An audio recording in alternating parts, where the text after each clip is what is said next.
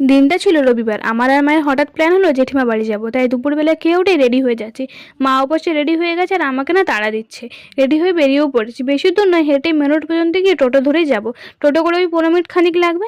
এই দেখো কথা বলতে বলতে কিন্তু পৌঁছেও গেলাম। বিকেল বিকেলে যদিও বা আমরা পৌঁছে গেছি।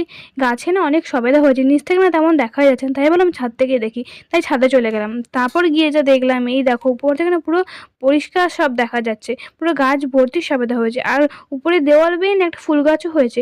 এই দেখো, কিন্তু আমি নামটা না ঠিক তেমন জানি না।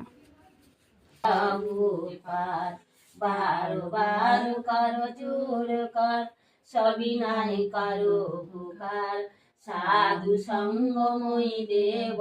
জেঠিমাকে না আমি ছোট থেকে মেজমা বলেই ডাকি। তো মেজমা, বৌদি আর আমার মাও আজকে প্রার্থনা করতে বসে গেছিলো। বৌদি আমাদের জন্য 4 বাঁধাকপির পকোড়া করেছিল। 4 পকোড়া নিয়ে বসে গল্পে এতটাই মত হয়ে গেছিলাম যে ভিডিও করার কথা ভুলেই গেছিলাম। তো একেবারে ঘর যাওয়ার সময় ভিডিও করে